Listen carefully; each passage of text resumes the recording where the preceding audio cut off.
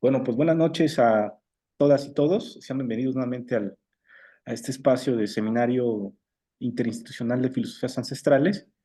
Y el día de hoy, pues, el doctor Osiris nos va a hacer el gran honor de compartir los avances de su texto para que pues podamos retroalimentar y apoyar también en la contribución del texto lo mejor posible, ¿no? Pues, doctor Osiris, pues adelante, tiene usted el espacio.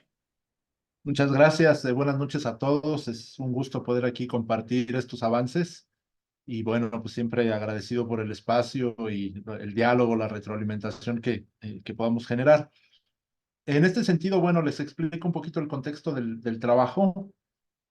Primero, cuál es el enfoque filosófico y bueno, el objetivo es que sea precisamente un texto para el libro del que nos hablaba el doctor Juan Carlos. Es una investigación inédita, original, está en proceso y me interesa abordar dos temas, dos conceptos que ustedes pueden ver aquí en el título con los que me encontré en el proceso de investigación. En la tesis de doctorado que realicé estuvo más enfocada en analizar, en hacer una estratigrafía del discurso sobre Tlamatilistli, la sabiduría del pueblo náhuatl, filosofía intercultural y derecho a la tierra. Esa es la línea que yo había seguido. Y ahora que estoy en el instituto, en la Universidad Michoacana, eh, me encuentro precisamente con la necesidad de reflexionar crítica y sistemáticamente sobre dos conceptos.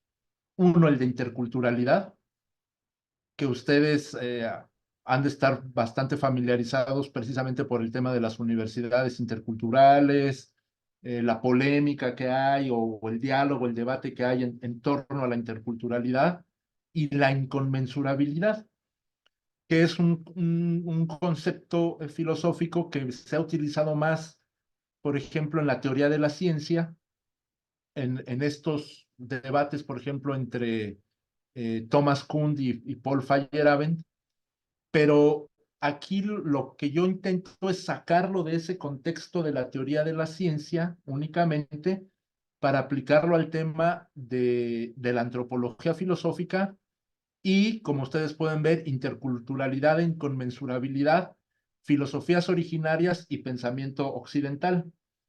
Explico un poquito también por qué estos conceptos, ¿no? Primero, bueno, todos sabemos que hay un diálogo, un debate sobre cómo conceptualizar o cómo caracterizar precisamente filosofías indígenas, filosofías originarias, filosofías ancestrales.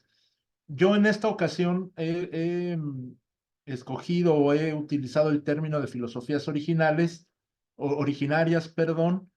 eh, mm, Estoy de acuerdo con el concepto de filosofías ancestrales, pero lo que he visto en otras ramas del conocimiento, que no necesariamente es aquí y en la filosófica, por ejemplo, en los estudios culturales, es que a veces, por ejemplo, el término de conocimiento ancestral, ¿no? De medicina ancestral, han sido utilizadas por pensadores, por organizadores o por gente que no pertenece a los pueblos originarios en una franca estrategia de apropiación cultural, sobre todo en relación con la medicina. Y bueno, el doctor Juan Carlos, el doctor Raúl saben que hago trabajo con plantas psicoactivas de investigación serio y muchas personas, por ejemplo, mestizas, utilizan el término, por ejemplo, de medicina ancestral para hacer prácticas de apropiación cultural eh, éticamente muy cuestionables, ¿no? Entonces, bueno, y pensamiento occidental también es un poquito, pues, provocando, ¿no? Aquí invirtiendo los términos. Generalmente se habla de pensamiento occidental y, ¿no? De filosofía occidental y pensamiento originario, pensamiento indígena, ¿no? Y entonces, pues aquí invertimos, ¿no? Un poquito es como pues para que vean lo que se siente, ¿no? Desde el otro punto de vista, y entonces pongo el énfasis en filosofías originarias y el contraste con pensamiento occidental. Bueno, el propósito de este ensayo es examinar cómo la interculturalidad y la inconmensurabilidad pueden aplicarse al estudio de las filosofías indígenas de Mesoamérica y su relación con el pensamiento occidental. El estudio de estas filosofías presenta retos, entre ellos la falta de reconocimiento de su valor filosófico, que es un tema, un debate ya viejo, pero que bueno, no hay que perderlo de vista. La dificultad para transferir categorías entre cosmovisiones, ¿sí? Que es un tema que ese no se ha tratado tanto, y la necesidad de demostrar su relevancia en el presente, ¿no? Que también uno de los lugares comunes es situarlas en el pasado y a veces se pierde de vista su relevancia para el presente. Este ensayo propone soluciones a estas cuestiones y se centra en analizar el problema de la inconmensurabilidad entre diferentes matrices epistémicas, ese es el otro concepto que vamos a usar, el concepto de matriz epistémica, y en cómo superar el choque de paradigmas culturales. Ese sería otro concepto de paradigma cultural, que podría ser un equivalente a cosmovisión también, ¿no? Pero igual sin la carga, ¿no? Que le solemos a veces atribuir al término cosmovisión. Podemos hablar de paradigmas culturales que están centrados en los valores, por ejemplo, en la ética, ¿no? Mediante un enfoque filosófico intercultural y el uso de herramientas heurísticas, mediante el examen de categorías específicas que plantean dificultades en la transferencia. Este ensayo pretende desarrollar nuevos marcos teóricos y vías de investigación para el estudio de las filosofías originarias contemporáneas. Palabras claves: inconmensurabilidad, interculturalidad, heurística, hermenéutica, filosofías originarias. Introducción. Explorar la conexión entre las filosofías originarias de Mesoamérica y el pensamiento occidental requiere una comprensión mínima de dos conceptos clave: la interculturalidad y la inconmensurabilidad. Por ejemplo, para desarrollar una filosofía intercultural es necesario reflexionar críticamente sobre algunas cuestiones relacionadas con el problema de la inconmensurabilidad. La falta de un análisis crítico ha causado confusión, malentendidos y generalizaciones apresuradas.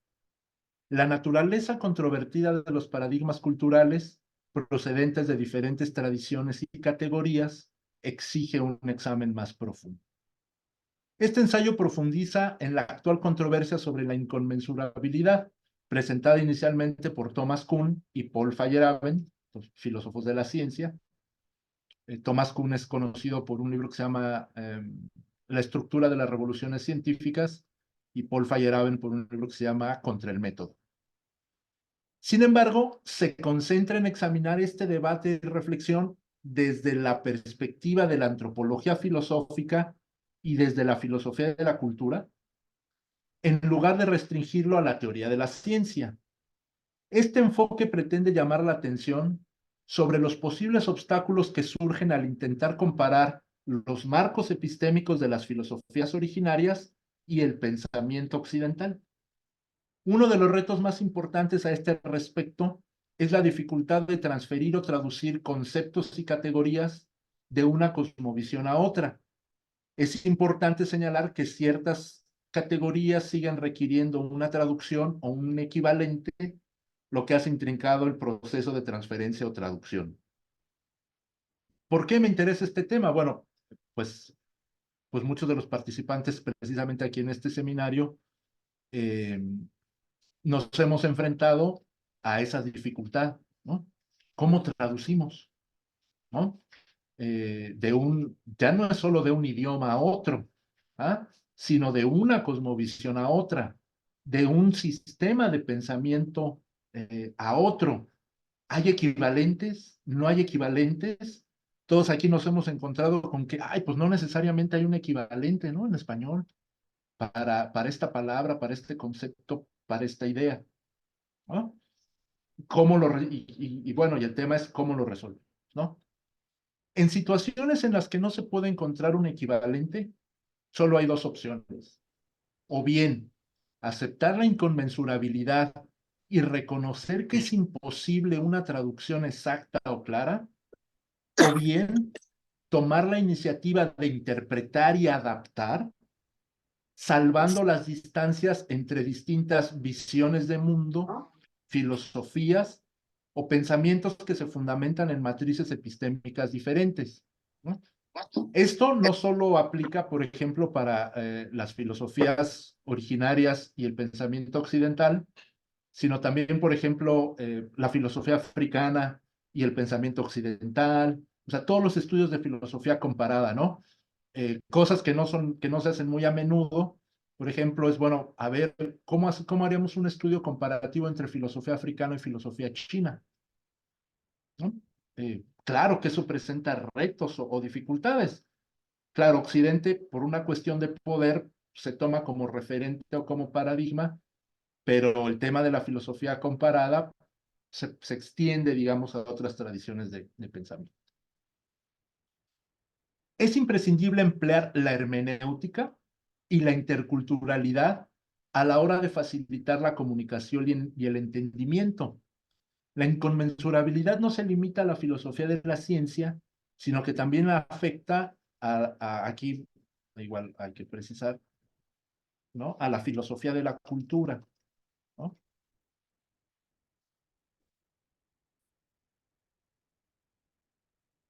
Para que se entienda un poquito filosofía de la ciencia y filosofía de la cultura. Su mal manejo ha tenido repercusiones sociales y políticas negativas, como obstaculizar la comunicación, ignorar las filosofías y derechos de los pueblos originarios, retrasar las políticas públicas interculturales y reforzar el colonialismo interno. Es decir, no se trata de una cuestión puramente teórica o abstracta o desligada de la realidad. El no abordar con rigor, ¿no?, el tema de la interculturalidad y reconocerlo, por ejemplo, en el desarrollo de políticas públicas del Estado, pues precisamente ha tenido consecuencias. La primera, pues obstaculizar la comunicación, ignorar las filosofías y los derechos, retrasar las políticas públicas interculturales, por ejemplo, una democracia intercultural, ¿no? El desarrollo de una democracia intercultural es un tema fundamental en México, pero también en países con una fuerte presencia de pueblos originarios, en Canadá, en Estados Unidos, en Bolivia. ¿Cómo desarrollamos una democracia intercultural si primero no nos damos a la tarea de pensar, ¿no? ¿Cuáles son los puntos de contacto y cuáles son los puntos inconmensurables entre diferentes sistemas de pensamiento? Y reforzar el colonialismo interno. Bueno, filosofías originarias. El estudio del pensamiento de los pueblos originarios plantea serias dudas sobre la categorización de la filosofía, la hermenéutica analógica, y ahí hago una breve nota, es un tipo de hermenéutica desarrollado por Mauricio Beuchot, bastante conocido en México. Dice, comencemos con una definición de hermenéutica. Sé que existen diversas concepciones de la hermenéutica. Sin embargo, no descuido sus notas sustantivas si la caracterizo como la disciplina que se ocupa de la interpretación de textos. Digo disciplina, entre comillas, porque puede discutirse si la hermenéutica es una ciencia o un arte. Y yo creo que tiene algo de ambas. Ciertamente no es una ciencia rigurosa, pero tampoco es una mera técnica o intuición artística. Esto está en un pequeño articulito, elementos esenciales de una hermenéutica analógica. La hermenéutica analógica esboza dos tipos de interpretación, abierta y cerrada. El primero, la interpretación cerrada, es una caracterización estrecha que confina la filosofía como una actividad que surge únicamente de la tradición grecorromana occidental. Esta perspectiva postula que las clasificaciones y los ámbitos de estudio de la filosofía no son aplicables a otras tradiciones de pensamiento, lo que constituye una postura muy limitada y ya que ha sido cuestionada ya, ¿no?, por varios pensadores, Enrique Dussel y muchos más. La segunda perspectiva, que es más bien donde nos estamos situando en este seminario, hace hincapié en que el pensamiento crítico y la exploración de cuestiones relativas al propósito de la existencia humana son prácticas universales que pueden ser desarrolladas por cualquier cultura. Sin embargo, es importante señalar que su forma única de entender la producción o la creación, ¿no? Me gustaría más la creación.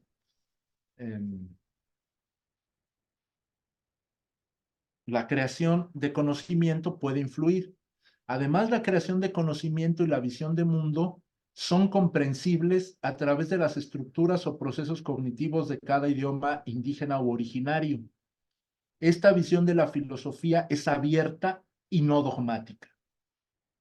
Examinar el papel de las filosofías originarias en la historia de la filosofía mexicana es crucial para comprender la naturaleza intrincada y significativa de este tema. Gracias a las investigaciones críticas de Samuel Ramos y Francisco Larroyo, hemos evitado caer en la autocomplacencia o en idealizar el tema sin bases sólidas. Estas investigaciones han encendido debates y nos han obligado a reevaluar el rigor de nuestras metodologías y categorías. Básicamente en estos dos artículos, ¿no? De Samuel Ramos, de 1942, hubo filosofía entre los antiguos mexicanos, y bueno, Francisco Larroyo, pues casi también se fusila el mismo título, ¿no? Hubo filosofía entre los pueblos precortesianos, y si se dan cuenta, los dos comparten una cosa, ¿no? Sitúan la filosofía en la antigüedad o en el periodo precortesiano, y el presente les pasa un poquito lejos, ¿no? Entonces, esa sería yo la primera crítica así desde el título, ¿no? Que haría estos trabajos. ¿Ah? Y bueno, se pueden criticar como más aspectos. Yo digo que es un tema superado, ¿ah? Pero de alguna manera, en vez de también adoptar una postura de negarlo, ¿no? Por eso digo, bueno, también son útiles, ¿no? O sea, ¿por qué? Pues porque nos evitan caer en la autocomplacencia, en idealizar el tema, nos obligan a fortalecer nuestras metodologías, ¿no? Independientemente, pues, de que haya una negación, porque la conclusión de estos dos artículos, pues, es de que no. ¿Ah? Y bueno, me parece que eso ya está superado, pero que nos sirve también para fortalecer nuestras metodologías. Bueno, a ver, ¿por qué estos señores dicen que no? Y entonces trabajar un poquito más sistemáticamente. Es imperativo fortalecer los métodos de estudio de las fuentes históricas y abordar este tema con rigor, analizando los diferentes idiomas indígenas, como lo han hecho destacados y reconocidos filósofos pertenecientes a diversos pueblos originarios, como Gregorio López López, y aquí están, ¿no? Las referencias. Domingo Paredes, Miguel Hernández Díaz, Manuel Bolón Palé, Juan Carlos Sánchez Antonio, Raúl Macquil, Uber Matiubá, así como investigadores no indígenas como Miguel León Portilla, Carlos Denkensdorf, James Maffey, Alexus MacLeod, entre otros, y muchas personas que están aquí también en este seminario, ¿no? Y bueno, aquí pongo las referencias, ¿no? De algunos de los trabajos, y que luego ya también con calma estaría bueno subirlas todas en una carpetita para que tuviéramos acceso, ¿no? Estas personas han realizado extensas investigaciones y trabajos filosóficos sobre este tema, poniendo en relieve su importancia. Por ejemplo, se han propuesto la arqueología filosófica, que es de lo que nos habla el doctor Juan Carlos, o la estratigrafía del discurso, como herramientas metodológicas que permiten remover los sedimentos coloniales y vislumbrar un horizonte más amplio de entendimiento. Choque de paradigmas culturales e interculturalidad. Cuando se transfieren conceptos y categorías de una cosmovisión a otra, es habitual que surjan conflictos, paradojas y contradicciones, ¿no? Eso no nos debería como de inhibir o de extrañar, es, digamos, parte del proceso, ¿no? Y desde la filosofía justos pueden servir como punto de partida. Para navegar eficazmente por este proceso, es crucial prestar mucha atención a las transformaciones que se producen, así como al contexto, las relaciones de poder y los objetivos de la transferencia. La lucha entre paradigmas culturales es un proceso dialéctico en filosofía que puede abordarse a través del concepto de interculturalidad. La interculturalidad desempeña un papel vital en el desarrollo de la filosofía comparada, ya que permite identificar puntos de convergencia entre diferentes matrices epistémicas.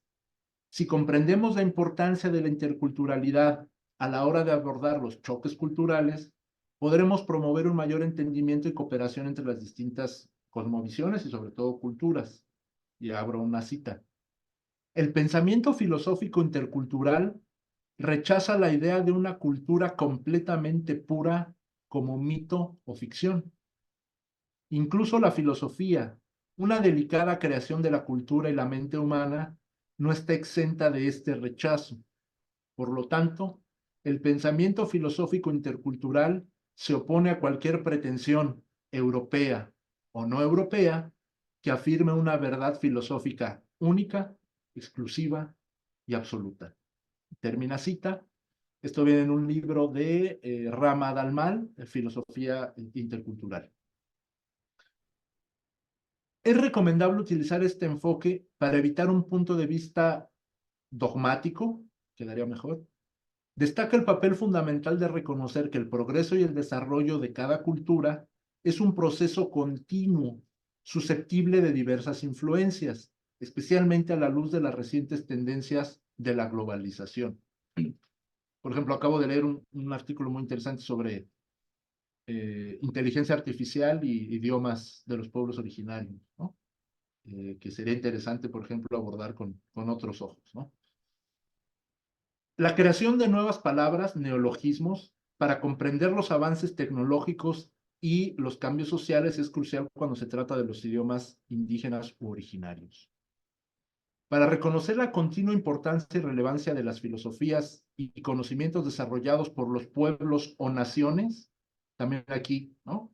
Hay un matiz que me gustaría también platicar y compartir. Creo que un concepto también más preciso, por ejemplo, que pueblo es nación.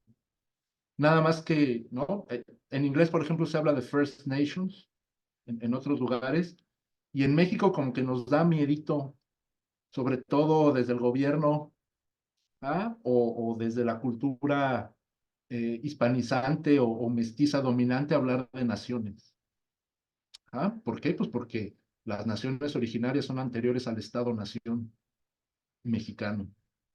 Y reconocer los derechos de esas naciones, pues eso es lo que le ocasiona, digamos, conflicto al poder político.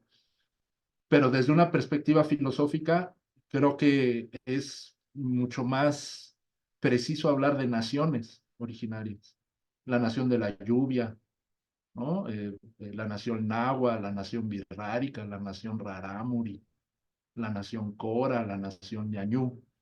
Y bueno, eso está relacionado con los derechos y con formas de organización política, que también pues es un tema, ¿no? Que se debería de abordar. Pero bueno, desarrollados por las naciones originarias, debemos establecer una filosofía intercultural. Eso disipará la idea de que estas tradiciones solo están relacionadas con el pasado, como la época prehispánica, que también es bastante cuestionable el concepto, o precolonial, y mostrará que forman parte de un proceso continuo y evolutivo. A través de la filosofía intercultural podemos fomentar el diálogo y las discusiones abiertas entre estas tradiciones y también con la tradición occidental, también entre comillas, este, porque también me parece ya que la palabra occidental no dice mucho, está muy viciado el concepto, ¿no? Ya Oswald Spengler habló de la decadencia de Occidente, pero me parece, por ejemplo, también que de tanto uso, ¿no? Se ha desgastado, ¿no? Igual, por ejemplo, habría que precisar ahí más a qué nos referimos, por ejemplo, si nos referimos al neoliberalismo, al capitalismo postindustrial, ¿no? Al capitalismo verde, ¿no? Al neocolonialismo, ¿no? Que todo eso, claro, entra en la bolsa de Occidente, pero ya también Occidente se ha vuelto un poquito más, un concepto también que puede ser cuestionable, ¿no? Y también con la tradición occidental de pensamiento, eliminando cualquier jerarquía impuesta. Abro comillas. La filosofía intercultural es una actitud filosófica fundamental que reconoce el hecho de que ninguna filosofía por sí sola puede representar a toda la humanidad. Este enfoque es necesario para evitar que una sola tradición filosófica asuma una posición superior o absoluta. es una nueva forma de pensar que abarca la diversidad de las tradiciones filosóficas, ¿no? Una filosofía intercultural. Que es muy distinto hablar de filosofía intercultural que de relativismo cultural, ¿no? Más adelante vamos a ver el problema de los universales. El objetivo último de la filosofía intercultural es abolir los patrones de pensamiento estrechos para poder amalgamar diversas escuelas de pensamiento o perspectiva. Esto puede compararse con el sincretismo religioso o la sinergia espiritual, que es otro término que se puede usar, en antropología. Al presentar conceptos filosóficos alternativos, la filosofía intercultural se esfuerza por abordar con mayor eficacia las demandas y los problemas de los investigadores y las comunidades indígenas contemporáneas. Es crucial reconocer que la interculturalidad puede plantear problemas, ya que algunos Estados-nación han explotado el concepto para ocultar la asimilación forzada. Los investigadores de los pueblos originarios han puesto de relieve esta preocupación. Para obtener una comprensión crítica de la educación intercultural en México, se puede hacer referencia a la investigación de Jenner Yanes Ortiz, que es un antropólogo maya, y la referencia pues, sería esta, ¿no? Interculturalización fallida, desarrollismo, neoindigenismo y universidad intercultural en Yucatán, ¿no? Que es de donde proviene este investigador y analiza ese caso concreto, ¿no? El propósito de este ensayo es replantear el término desde una perspectiva filosófica. Transferencia de categorías filosóficas. Transferencia o traducción. Para comprender mejor las categorías de interculturalidad en conmensurabilidad sería útil examinar algunos ejemplos concretos. Sin embargo, debido a las limitaciones de este capítulo, solo presentaré algunos ejemplos. Es importante señalar que estos ejemplos son solo una pequeña muestra de las formas en que este enfoque puede aplicarse al estudio de las filosofías ancestrales y sus matices epistémicas. Una investigación exhaustiva de estos ejemplos en otras lenguas o idiomas, que es precisamente lo que se hace aquí, podría aportar valiosas ideas y profundizar nuestra comprensión del tema. Primer concepto, el alma humana.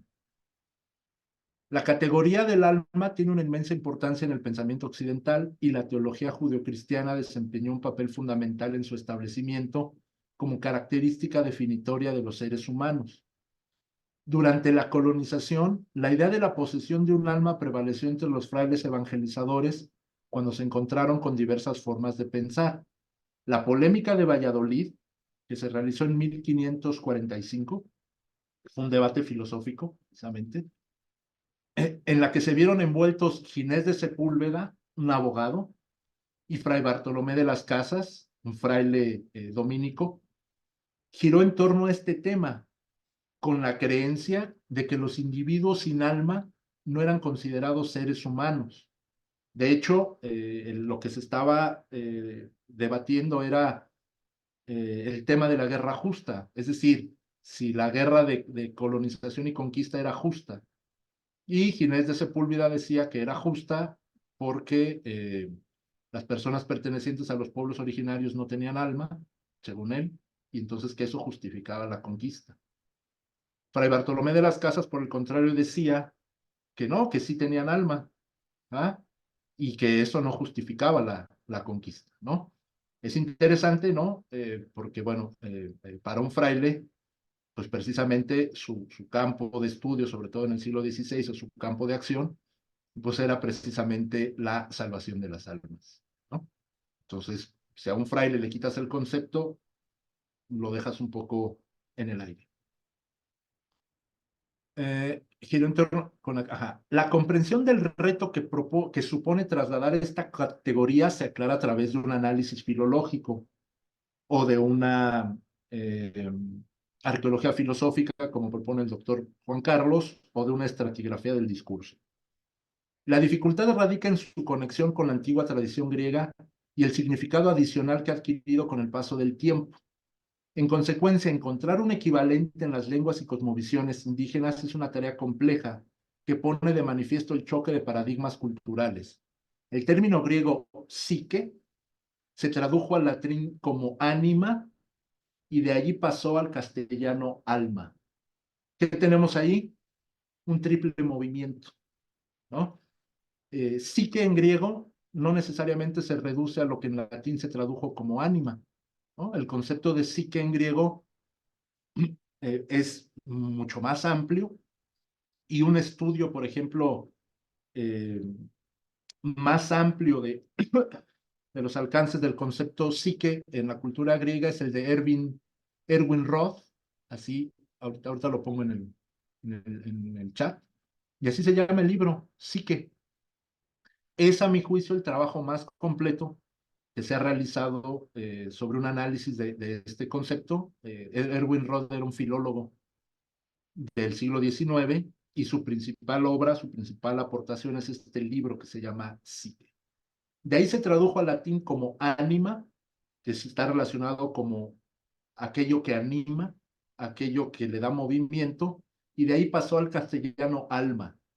Tenemos tres elementos. Y luego de alma a los diferentes idiomas originarios, que son al menos 68. Por ejemplo, en la cosmovisión náhuatl se ha explicado la existencia no de una, sino de tres entidades anímicas. El tonali, que se aloja en la parte superior de la cabeza, justo en la coronilla, y que simbólicamente se relaciona con la luz, el sol y el calor, significando etimológicamente hacer sol o hacer calor. Reconocemos que el nombre del sol es Tonatiuh. El yolotl se aloja en el corazón y etimológicamente proviene de la raíz olin, que significa movimiento. Sobre este punto no está de más recordar que el náhuatl, una de las palabras para referirse al maíz es tlayoli o tlaoli, ¿no? Lo que nos hace vivir, lo que nos hace movernos. La palabra maíz es un vocablo que proviene de la lengua taíno majíz. Y tres, el ijillotl, que es algo que ha estudiado el doctor Raúl Macquin, que se aloja en el hígado y que puede traducirse como aliento, ¿no? Esta caracterización está en el libro de López Austin, Cuerpo Humano e Ideología. Durante el siglo XVI, los frailes evangelizadores usaron la palabra teyolía, que puede ser un neologismo acuñado por ellos para designar o encontrar una equivalencia para lo que en Occidente se conoce como alma, como sugieren las historiadoras Justina Olco y Julia Madagsac. En este artículo que está acá abajo, se llama Un principio animado en confrontación con la cristiandad, la de reconstrucción o de reconstruyendo el alma náhuatl, en un journal, Ancient Mesoamérica. Está muy bueno el trabajo.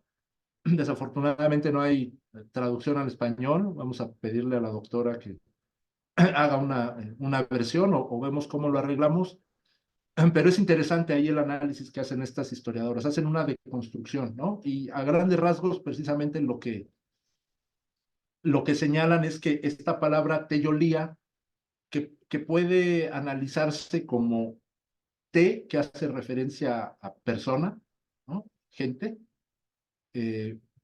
Yoli, yol, ¿no? Vida. Y el lía, que puede entenderse también ahí como un causativo, ¿no? Aquello que hace que las personas vivan. Esa sería, digamos, como la traducción. Y lo que ellos dicen es que fue un neologismo, ¿no? Del siglo XVI, precisamente para encontrar un equivalente para la palabra alma. En la cosmovisión maya tzotzil, el chulel es una entidad atribuida no solo al alma humana, sino también a animales, plantas, cuevas, montañas y ríos.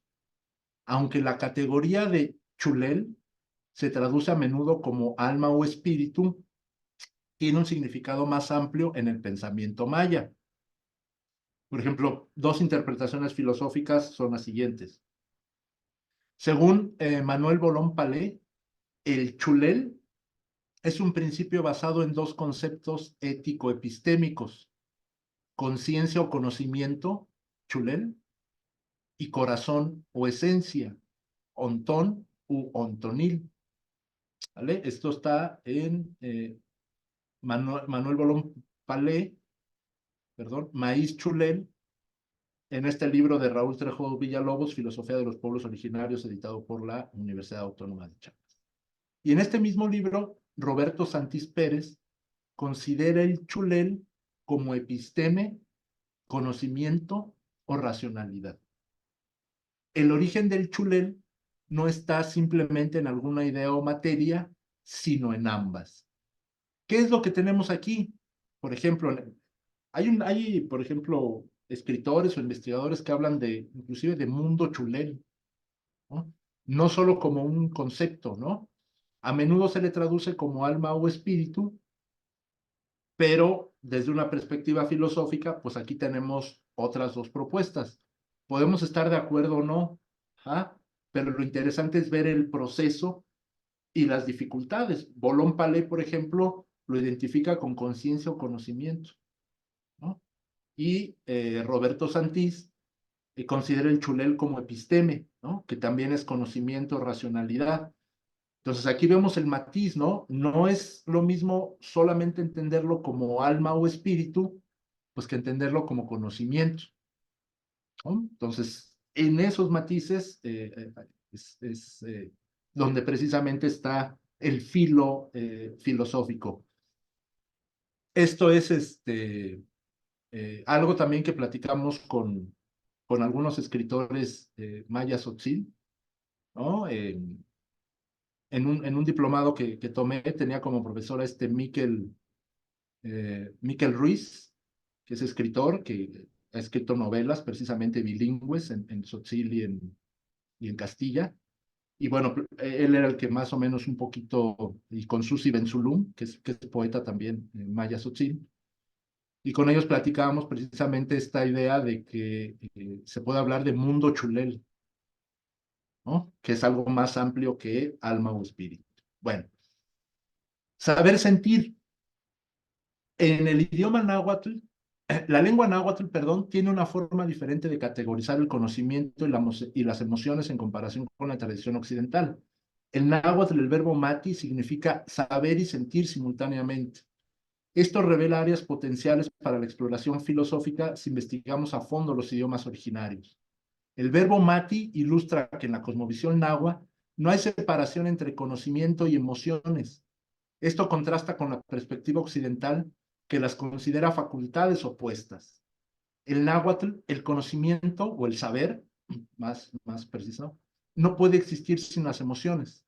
Por ejemplo, la palabra tlamatilistli significa sabiduría, mientras que tlaixmatilistli significa conocimiento. La distinción entre ambas es que el prefijo ix, que se traduce como rostro u ojo, sugiere que los sentidos del rostro humano, en particular el sentido de la vista, están involucrados en el proceso de adquirir conocimiento. Por tanto, adquirir conocimientos requiere tener una visión de las cosas o utilizar el sentido de la vista, ¿no? Que es X. Y aquí tenemos en Alfredo López Austin, Cuerpos y Rostros, en Anales de Antropología, donde se hace una explicación más detallada de el prefijo X. El verbo ser, el náhuatl y zapoteco, esencia y existencia. Al explorar el verbo ser en náhuatl, resulta crucial abordar el tema sin prejuicios. La filosofía occidental se basa en gran medida en el concepto de ser, pero la lengua náhuatl presenta un desafío, ya que, al menos en el náhuatl del siglo XVI, carece de verbos similares a ser y estar en español. En contraparte, en el idioma náhuatl suelen estar implícitos en la mayoría de las oraciones. Es importante actuar con prudencia al hablar de este tema. Cabe señalar que el verbo irregular ka tiene cierto parecido con los verbos en español. Esto según el compendio de la gramática náhuatl de Thelma Sullivan. Ok, bueno, ya. Aquí todos los compañeros que son hablantes, pues, ¿no? De las diferentes variantes, porque el náhuatl no es un idioma, es una macrolengua. Entonces, precisamente al reconocer que es una macrolengua y reconociendo esa diversidad de al menos 30 variantes, entonces se puede abordar este tema con mayor precisión. Es importante no dejar que la singularidad de la lengua náhuatl cause confusión o lleve a suponer que los idiomas o las lenguas originarias son incompletas. Aunque es crucial tratar esta peculiaridad con cuidado, no implica que otras lenguas indígenas carezcan de un verbo para ser, o bien del uso de un sustantivo que puede interpretarse de forma similar al concepto metafísico de ser como una sustancia más que un verbo, que es lo que hace la tradición occidental. La lengua zapoteca, Vinizá, por ejemplo, expresa esta noción a través de palabras como kenda, kela o genda, que nos ha explicado ya el doctor Juan Carlos con lujo de detalle, ¿no? Bueno, también lo tomé de Gregorio López y López, ¿no? De artículo en pos de una filosofía zapoteca de 1947. Otra interpretación, por ejemplo, el término Gendaviani se refiere al conjunto de capacidades mentales y espirituales que interactúan y se relacionan entre sí. Este concepto está estrechamente ligado al concepto de sapiencia de los Vinizá, que engloba todas sus experiencias, conocimientos y sabiduría. Esto con base en la propuesta de Raúl Pesa Salazar, ¿no? Gendaviani, así se llama el texto, en el libro de Filosofía de los Pueblos Originarios, también, ¿no? Bueno, el doctor Juan Carlos es un experto en esto, yo aquí nada más estoy haciendo una apretada síntesis ¿no? De diferentes posturas. La palabra genda se utiliza como prefijo para describir categorías abstractas o ontológicas que comparten propiedades comunes y puede traducirse al español como ser o esencia. Por su parte, Viani significa luz, por lo que Gendaviani podría referirse a la esencia de todo lo producido por los Vinizá, abarcando sus facultades y creaciones. La música. La palabra música, entre comillas, tiene un origen griego y se asocia a las musas. Sin embargo, las pruebas arqueológicas demuestran la existencia de diversos instrumentos como tambores, flautas, silbatos, instrumentos de cuerdas en diferentes culturas del mundo. Se trata de un rasgo cultural compartido que ningún investigador puede negar.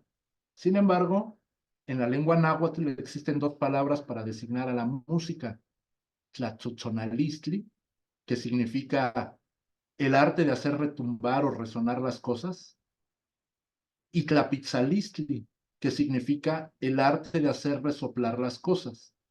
Ambas palabras se refieren, la primera a los instrumentos de percusión y la segunda a los instrumentos de viento utilizados por los nahuas en la época precolonial.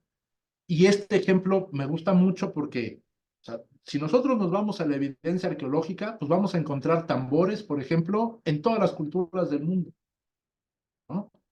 Independientemente del concepto, pues ¿para qué son los tambores? Pues para hacer música. Pero a veces no reparamos que la palabra música que damos como un universal, pues viene precisamente de un concepto griego que hace referencia a las musas. Y entonces al estandarizarlo, ¿no? De lo que no nos percatamos es de que existen otras formas, otras palabras de referirse a eso mismo. Solo aquí como ejemplo en el idioma náhuatl pues hay dos: tlatzozonalistli y tlapitzalistli. Es decir, en el náhuatl no hay una sola palabra para música, hay al menos dos, ¿no? Entonces, un buen ejercicio sería en cada uno de los diferentes idiomas, pues precisamente pensar esto, ¿no? ¿Qué palabras tenemos para música? ¿Qué palabras tenemos para alma? ¿No? ¿Qué palabras tenemos para el ser, ¿no? El verbo ser, por ejemplo, desafortunadamente, por ejemplo, no hay un estudio sistemático sobre el verbo ser en los 68 idiomas, ¿no? Oficiales de México. Un estudio sistemático, por ejemplo, del verbo ser en todos estos idiomas, pues nos daría una gran luz y muchas alternativas precisamente desde un punto de vista filosófico. Y bueno, pues para ir cerrando esta primera hora y ya pasar al diálogo, heurística y hermenéutica, que también son dos temas filosóficos que están relacionados. Para concluir adecuadamente este capítulo es inevitable que hagamos algunas observaciones finales que solidifiquen la discusión anterior. Ha quedado claro que reconocer la inconmensurabilidad es de suma importancia. Esto significa que ciertas categorías o rasgos culturales no pueden transferirse o traducirse sin más entre distintas visiones de mundo. Nunca se insistirá lo suficiente en lo crucial que es estudiar los idiomas originarios para acercarse directamente a las matrices epistémicas de las filosofías ancestrales. Aunque las distintas cosmovisiones tienen matrices epistémicas diferentes y es posible establecer puentes de comunicación reconociendo las necesidades y facultades cognitivas compartidas que todos los seres humanos poseen. Y aquí es justo donde quería llegar del tema de los universales, que el tema de los universales ha sido un tema muy polémico y clásico en la filosofía, ¿no? ¿Existen los universales? Eh, yo situaría, por ejemplo, los universales más que en un punto de vista metafísico o abstracto, a partir de la necesidad. Es decir, todos los seres humanos soñamos, todos los seres humanos comemos, todos los seres humanos dormimos, ¿no? Todos los seres humanos trabajamos, todos los seres humanos amamos, todos los seres humanos descansamos. Esos son enunciados que tienen un alcance universal. ¿Ah? ¿Pero por qué tienen un alcance universal? Pues porque se basan en las necesidades. ¿Ah? Y me parece que para poder hablar de universales, entonces debemos partir de la necesidad, es decir, de la materia y no nada más de la metafísica o de construcciones culturales. Es decir, los universales tienen un alcance claro si lo situamos desde un enfoque materialista que desde un, por ejemplo, enfoque metafísico o desde un enfoque cultural. Estas incluyen comer, dormir, soñar, ser mortal. Al identificar estos elementos comunes, también podemos identificar rasgos culturales que son universales. Esto plantea el problema de los universales, pero con una base antropológica distinta de la que suele encontrarse en la tradición occidental, que se remonta a la época medieval. A través de la lente de las filosofías originarias, la cuestión de los universales puede examinarse desde una perspectiva única. Es imperativo que reconozcamos categorías como la filosofía, el arte, la religión, la música, la ciencia y la cultura de la tradición occidental como meras herramientas, herramientas heurísticas que ayudan a comprender e interpretar diversas visiones de mundo y no como verdades absolutas. Este enfoque fomenta una mejor comunicación y comprensión entre grupos diversos. Y aquí hay dos posturas, ¿no? Hay investigadores que dicen, no, estas categorías no se pueden aplicar, por ejemplo, a la cultura, a la cosmovisión, al pensamiento de los pueblos originarios, y aplicarlas sería una forma de colonialismo, ¿no? Y hay otros investigadores que dicen, no, son herramientas heurísticas y el no reconocer que existe filosofía, arte, religión, música y ciencia es precisamente lo que tú me estás argumentando, una falta de reconocimiento y una forma de colonialismo cultural. Un ejemplo que ha sido más o menos polémico es un libro que escribió Gregory Cajete. Él es un investigador tegua que da clases en la Universidad de Nuevo México y él escribió un libro muy interesante que se llama, que en inglés lo tituló Native Science, que la traducción en México sería como ciencia originaria, ¿no? Y precisamente, y también tiene un artículo que se llama Philosophy of Native Science, ¿no? Entonces, creo que esto es muy pertinente para el diálogo, para la discusión eh, la retroalimentación que estamos llevando en este seminario, ¿no? Todas estas categorías, ¿no? Lo que yo argumentaría es que precisamente por eso utilizo la noción de heurística. Son herramientas, son hipótesis, ¿no? Son herramientas heurísticas y me parece que hay que utilizarlas, ¿no? Lo dejo en la mesa, ¿no? Para que reflexionemos sobre eso, ¿no? Que precisamente como estamos hablando de la dificultad de transferir categorías o conceptos de una visión de mundo a otra, o de un sistema de pensamiento a otro, pues ahí tenemos materia, ¿no? El uso de la heurística, y bueno, la definición etimológica nominal de heurística puede servir de punto de partida. Si atendemos a la etimología, heurística viene de eu irein, que significa correr bien, un significado próximo al de métodos, es decir, recorrer un camino. La heurística ayuda a recorrer bien el camino metodológico, a discurrir bien. Parece identificarse con el método, pero tiene un significado que la distingue de él. La heurística es una parte de los métodos, la que conduce al descubrimiento más que a la demostración de lo descubierto. Esto está en Heurística y Hermenéutica de Mauricio Beuchot, en la página 9. Entonces, yo aquí lo que propondí es que estas categorías son herramientas heurísticas, es decir, hipótesis, y que justo las podemos usar como eso, como hipótesis para lograr una comunicación, que es el objetivo de los idiomas o de la filosofía intercultural, y para evitar y no adoptarlas como una cuestión dogmática de si hay, no hay, ¿no? Son hipótesis, ¿no? Son hipótesis, ¿no? Son herramientas. Bueno, el uso de la heurística nos ayuda a comprender cómo las distintas culturas transfieren categorías de pensamiento entre sí. Sin embargo, no pretende establecer verdades absolutas o dogmáticas.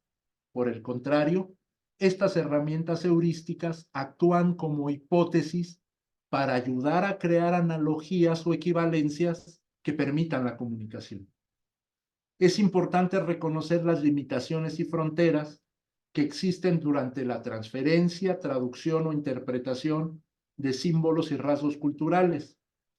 Aplicando la hermenéutica analógica, podremos determinar si las analogías y las herramientas heurísticas utilizadas son válidas y pertinentes o no. Para evitar una visión estrecha, es importante reconocer que la cultura y filosofía de los pueblos originarios son dinámicas y no se limitan a los conocimientos tradicionales o al pasado. Estas ideas están en constante evolución y pueden incorporar o no la filosofía occidental para conectar con las tradiciones ancestrales mesoamericanas. Por lo tanto, es crucial adoptar un enfoque intercultural para comprender plenamente el significado y la relevancia de las filosofías originarias contemporáneas. Y bueno, con esto terminaría el, lo que va del texto y la presentación. Y bueno, pues les agradezco mucho a todos su tiempo, su paciencia, su atención. Justo nos echamos una hora y ahora podemos pasar a la segunda parte para el diálogo, la crítica, el comentario, la retroalimentación. Muchas gracias a todos. Sí, muchas gracias, doctor Osiris. No sé si alguien quiere comentar, está abierto el espacio para retroalimentar el trabajo del doctor, y bueno, ya con la experiencia que tiene cada uno de ustedes en lo que está haciendo, ¿no? Pues si les parece, abrimos una primera ronda. Yo tengo algunos comentarios, pero no sé si alguno de ustedes quiera empezar. Adelante. Voy a compartir, doctor, para tener el texto Sí, a la vista. Y no que... si quieren empiezo yo en lo que se animan los demás, ¿no? Me interesó mucho tu trabajo, creo que sitúas muy bien estos dos conceptos que es la de interculturalidad e inconmensurabilidad, que, que pueden ser mediados por la hermenéutica analógica, ¿no? Entre la interpretación, digamos, literal y la interpretación literal de las ciencias exactas y la interpretación metafórica de la inconmensurabilidad, ¿no? Pues creo que ahí la analogía juega un papel muy importante para poder aproximarse a las traducciones de los conceptos que no son traducibles, ¿no? Y hacer un juego como de esta aproximación, siempre aproximación a la traducción de los conceptos en las filosofías ancestrales, justo por estas esta inconmensurabilidad de que no pueden traducirse, no se pueden traducir completamente, y la otra tiene que ver con la posibilidad de siempre aproximarse desde del concepto de la analogía de Mauricio Boichot. Me parece que el texto está bien situado. Yo quisiera nada más agregar Ujú, en este sentido, a lo mejor, tú hablabas de filosofía comparada, ¿no?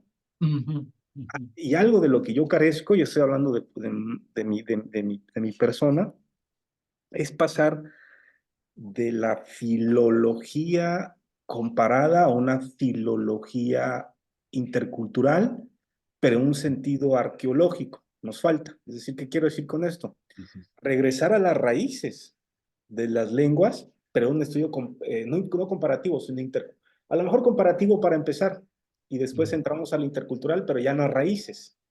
Y eso remite a una reconstrucción arqueológica de las raíces, de los conceptos, para aproximarnos un poco en esta analogicidad de red de transferencias de conceptos que existen en las lenguas, que están depositadas en las lenguas. Entonces estaría hablando de una hermenéutica o una arqueología hermenéutica de la filología intercultural y entendiendo arqueología en el sentido del rastreo, ¿no? De los conceptos en las raíces de estas lenguas pues más arcaicas, ¿no? Como un reto que tenemos nosotros y que en el ujú, cual yo también me veo, del que no he podido llegar a eso, nomás he llegado a un intento de filología con los zapotecos y a veces comparamos un poquito con los nahuas y con los mayas, pero no hemos hecho un rastreo, si me permiten la expresión, etimológica o arqueológica, entendiendo lo arqueológico como un rastreo histórico de la construcción de esos conceptos en las lenguas, ¿no? Y que nos permita compararlas, y eso sí ya es más hacia atrás, eso es más, por decirlo, precolonial o prehispánico, ¿no? Sería por un lado, y lo otro en el que en el que apenas estoy trabajando un segundo librito, es que para el diálogo filosófico intercultural hay un elemento preponderante, y ese elemento preponderante es los símbolos ujú, ujú, o la idea de los íconos o los arquetipos incrustados en los símbolos que son de carácter universal. Es decir, una vez que cotejemos la arqueología filológica de las raíces en un sistema de larga duración, pero hacia atrás, ujú, para ujú, movernos analógicamente en esas traducciones, tenemos que cotejarlas con la arqueología de los símbolos, porque están hablando de lo mismo, entre correcto. lengua y concepto, pero entre lengua e imagen. Y creo que en el símbolo estaríamos hablando ya de una hermenéutica, como hizo Boichot, una hermenéutica icónica, analógica, con perspectiva Cónica. colonial, ¿no? Entonces se va conjuntando para tener las dos partes. Una arqueología filológica intercultural de larga duración más atrás y una arqueología del símbolo que existen como prácticas universales, como tú lo dices muy bien, en todas las culturas. Entonces creo que son Ujú, dos vías de acceso, ujú, la lengua arcaica y los símbolos arquetípicos. Y la forma ahorita que tenemos, más o menos que tenemos para acceder a ellas, creo yo, es la hermenéutica analógica aplicada a la filología intercultural y la hermenéutica icónica analógica aplicada al símbolo, por ahora, ¿no? ujú, Sin soslayar o menospreciar los elementos de los datos arqueológicos, iconográficos, epigráficos, todo eso es subsumido dentro de una hermenéutica filosófica que que parte del corazón, parte de los principios, parte de los núcleos. Esos núcleos nos los pueden dar los arquetipos de los símbolos. Ahí está concentrado todo el pensamiento filosófico religioso de las culturas ancestrales, ¿no? Creo que ahí estaríamos para complementar el trabajo que estás haciendo. Creo que también tenemos que pasar desde estas filologías interculturales o una arqueología filológica intercultural de reconstrucción hacia atrás, ¿no? Con raíces, que son las ujú, protolenguas, ¿no? ujú, Protonagua, protozapoteco, ¿no? Y analizar las raíces entre el maya, la zapoteca y la, este, y la mixteca, por poner un ejemplo, ¿no? claro, claro. Como esos ejercicios que nos faltan para ir descubriendo estos conceptos, ¿no? Y creo que un tema importante que yo lo estoy trabajando poco a poco sin experiencia, pero me estoy arriesgando, es generar una hermenéutica filosófica de los símbolos, ¿no? De los símbolos arquetípicos, que en los símbolos está todo el pensamiento, ahí está todo concentrado. Lo que ya no puede expresar el lenguaje por las diferencias inconmensurabilidades, por ejemplo, ¿no? El que puede superar la inconmensurabilidad hasta cierto punto, ¿no? Es el símbolo. Y en el símbolo está el carácter arquetípico universal de todas las culturas. Ahí está todo lo que no puede ser dicho, está en esa. Por eso necesitamos tener esas dos, por ahora, esas dos formas de acceso, ¿no? A través de la arqueología de la lengua, ¿no? Y a través de una arqueología del símbolo, del concepto o del icono, para conjuntarlas y encontrar los núcleos, ¿no? Los núcleos que atraviesan a todas las culturas, ¿no? Y eso ya podemos hablar ya así, en principio, de una filosofía intercultural, ¿no? Como para poder, este, más o menos, bueno, es un ejercicio de reflexión que yo me autoveo a mí mismo en mis límites, pues lo que me hace falta, ¿no? Y lo comparo también para que los demás, pues igual, vayamos moviendo en ese ejercicio, pues el seminario sigue y vayamos ejercitando, llevando esto al límite, ensancharlo, ensancharlo, ensancharlo, hasta que digamos después, no, pues que eso es insuficiente, no sabemos, ¿no? Pero por ahí va como dijeras tú, son hipótesis, son herramientas que tenemos hasta ahorita para medio aproximarnos, eso sí, con herramientas modernas, ¿no? Herramientas occidentales. Tenemos esa doble conciencia, triple conciencia, ¿no? Lo ideal es que pensábamos desde esta pureza, pero es difícil ya en esta situación en el que hablamos todos el español, pero bueno, al menos este intento de filtrarlo siempre con también una interpretación decolonial, hasta donde se pueda, ¿no? Para que podamos eh, pues no tanto pues creernos lo que dice Molina o lo que dice Burgoa o lo que dice Córdoba, ¿no? Más bien filtrarlo siempre en el trasfondo de la hermenéutica de los símbolos arquetípicos, ¿no? Yo creo que el que te puede dar mayor analogicidad en la interpretación de los conceptos es ubicarlo en el horizonte de la comprensión de los símbolos, en el cual ahí está, ¿no? Aparece ahí, está manifestado, y su cotejo, ¿no? Su correlación con las raíces filológicas de la lengua hacia atrás, ¿no? Como herramientas que tenemos para empezar a reconstituir lo que son las filosofías de los pueblos originarios, ¿no? Yo hasta ahí dejaría mi comentario, pero más bien era una reflexión en voz alta también de mi trabajo, de los límites que veo en el mío, ¿no? Sí. No sé si alguien más quiera eh, compartir o retroalimentar. Juan Carlos, si me permites, Y si adelante, se por me favor, permite. doctor Ignacio. Y de ahí a Bueno, Liliana. pues, pues antes que nada, felicitación a Osiris. Me parece una preocupación pues bastante filosófica por encontrar categorías filosóficas y, y buscando esas equivalencias que él considera importantes, aunque mi pregunta para Osiris sería que si es necesario o es imprescindible encontrar, pretender esas equivalencias. Y lo planteo en el sentido de que tú lo has mencionado bien, Juan Carlos.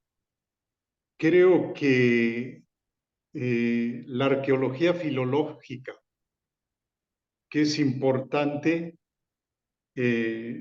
también está bastante ligada a lo precolonial en los símbolos arquetípicos que mencionas, ¿no? Y entonces a partir de ahí, esa relación entre los símbolos arquetípicos y la relación con la lengua, digámoslo así, eh, antes de la conquista, sí nos conduciría directamente, así lo creo, a una reconstrucción de conceptos, de categorías. ¿Y por qué no tanto a partir de la conquista? Porque finalmente durante la colonia, pues las doctrinas, los vocabularios de Córdoba o de los reyes o de quien sea, finalmente utilizaron la lengua para tratar de ajustarla o embonarla a la, pues a la religión, ¿no? A la cristianización que se pretendía en el Nuevo Mundo para ellos, claro. Entonces, en este sentido, creo que por allí es donde se pueden encontrar esa originalidad y que debemos de partir de lo que tú bien dices, Juan Carlos, de esa iconografía que está sustentada en códices, en monumentos, en fin, todos lo sabemos, ¿no? Arqueológicamente, la arqueología, hasta en simples ollas o jícaras, ¿no? O huesos, en fin, o en la joyería, ¿no? Por ejemplo, la tumba 7 de Monte Albán. Si nosotros tomamos a Mictlantecutli, pues ahí encontramos toda una relación, o Huaxipetotec, ¿no? En fin. Entonces, en ese sentido, creo que estoy muy de acuerdo con Osiris cuando dice que más bien se trata de paradigmas culturales en vez de cosmovisión, ¿no? Que son diferentes, la cultura, llamémosle así de manera global, occidental, y las culturas llamadas mesoamericanas. Entonces creo que sí son paradigmas culturales. En ese sentido creo que Osiris toca un punto importante. Y a partir de esos paradigmas culturales, pues creo que el enfoque filosófico de nosotros, vamos a decirlo así, pues tendría que partir de lo que has dicho, Juan Carlos, es arqueología filológica, llamémoslo de manera muy simple, esa etimología, ¿no?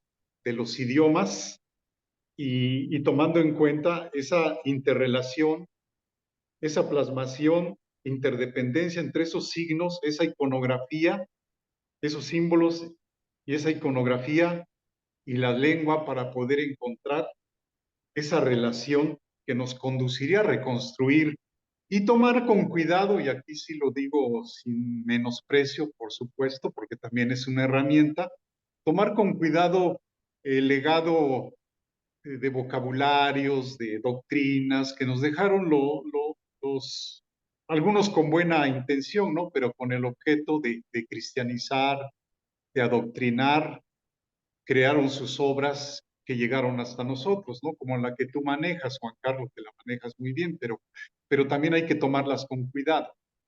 Ese sería mi comentario, ¿no? Entonces, la pregunta, la retomo, ¿es necesario encontrar o pretender esas equivalencias? Sería para Osiris. Por el otro, pues me parece bien que su punto de vista de paradigmas culturales, en vez de cosmovisión, me parece acertado, ¿no? Y lo que tú has dicho, Juan Carlos, pues allí tenemos nuestros dos elementos o raigantes, ¿no? Las protolenguas incluso, o, y las raíces y los símbolos arquetípicos. Esa sería mi opinión. Y ahora, claro, también, como lo decía Osiris, pues también definir hasta dónde no hay un periodo que tengamos que abarcar, ¿no? O definir, porque podemos echar mano para nuestro constructo teórico de nuestra filosofía, de nuestras naciones. Yo sí creo que se deben de denominar naciones, porque por lo menos así el colonizador castellano así las denominó naciones, que después se fue perdiendo ese término, esa categoría, hasta entrar en el miedo, como decía bien Osiris, de que hasta la actualidad nos da miedo emplear ese término y que en realidad se debe de interpretar, porque hay una diferencia entre nación y país. El hecho de que México sea un territorio multicultural, multinacional, y digamos, las naciones busquen su identidad nacional, su historia, su territorio, no significa un país dentro del país México. Significa simplemente reconocer la nacionalidad dentro de un vasto territorio que es el país México. Entonces, el reconocimiento de nación, de categoría de nación, identidad nacional, no es opuesto o no se pretende lo que se dijo alguna vez una balcanización, sino simplemente reconocer esa diversidad cultural de naciones en un enorme territorio que se llama País México, ¿no? O Estados Unidos mexicanos. Bueno, sí, eso sería por lo pronto mis tres comentarios. Gracias. Gracias, Ignacio. Adelante, por favor, Lilian. Tu micrófono, creo, ¿no? Sí,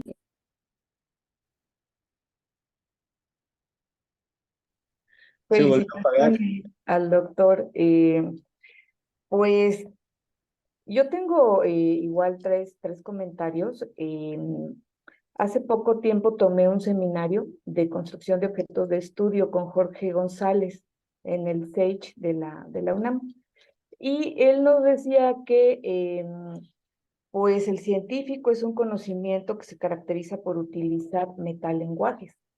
Entonces, en ese sentido, yo tenía desde ese momento la pregunta y la inquietud de si en las lenguas originarias podemos usar también este concepto, categoría de metalenguaje, sí o no y por qué, ya que a mí me parece, por lo que yo he estudiado del Tunusal, que el acceso es más directo. No sé si sea un metalenguaje como tal.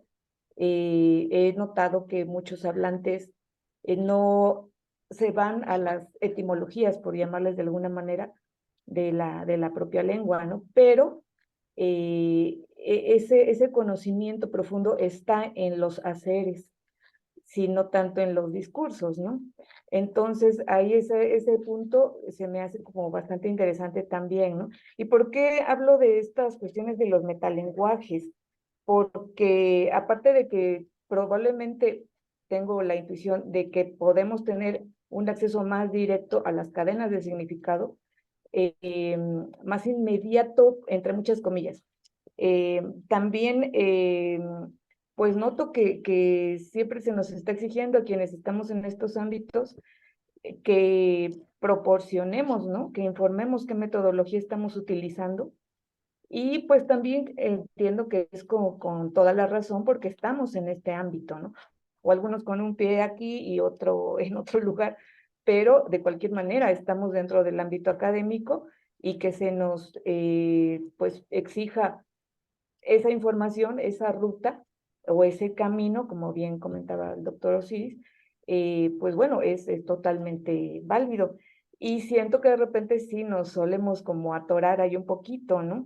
Entonces, con estas discusiones de la heurística y la propuesta de tomar estos significados desde la lengua como hipótesis de trabajo que nos están acercando a la construcción de nuestros objetos de estudio, me parece un camino pues sumamente válido, un aporte valioso para ir como, pues si no legitimando, porque como decía el doctor Ignacio, seguramente no es necesario para los hablantes, para las comunidades, para las culturas. Bueno, estamos en este ámbito, ¿no?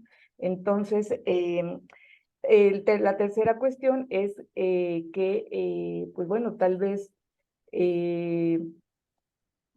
tendríamos, o yo tendría que ir pensando cómo conducirme, cómo ir avanzando, si a lo mejor como tener dos caminos paralelos, uno con las comunidades directamente, en esta comunicación que también es por seguir utilizando el concepto intercultural de alguna manera, eh, pero también ir como haciendo más riguroso, por usar el término convencional, nuestro trabajo y la forma en que lo socializamos al interior del ámbito en el que pues estamos o queremos estar, ¿no? Dentro del campo de conocimiento en que estemos o nos queramos desenvolver. Entonces, pues era eso. Muchas gracias. Sí, gracias. Lilian, creo que por ahí en el chat dice que Epifanio, tienes una pregunta. Adelante, Epifanio.